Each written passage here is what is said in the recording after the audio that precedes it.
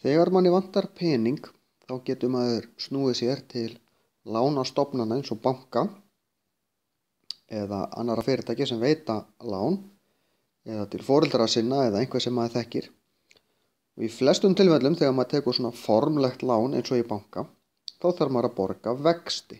Það er að segja, maður þarf að borga fyrir það að fá lánið.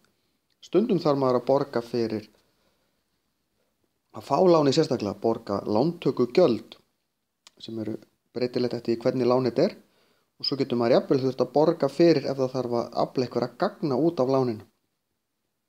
En lán skiptast í nokkra hópa. Fasteignalán eru lán sem eru með hvað lægstum vöxtum. Þau eru til margra ára og eru oft mjög háar upphæðir en eru líka með veð í fasteigninni. Þannig að segja ef ég hætti að borga lánið á húsinu mínu þá getur bankinn komið og tekið húsið af mér. Því að þá fær bankinurinn peningin sinn tilbaka með því að selja húsið. Við fáum aldrei há lán nema vera með veð í einhverju.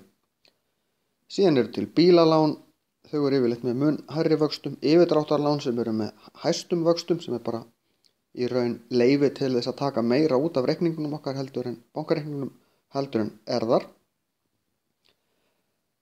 Og síðan eru til vísalán sem eru með álíka háum vöxtum eins og yfirdráttarlán þegar við frestum því að borga hluta af vísareikningum okkar og svo framvegis. Það er til fullt af mismunandi lánum og við þurfum alltaf að kynna okkur áður en við tökum lán hvað er það sem ég er að fara að borga tilbaka.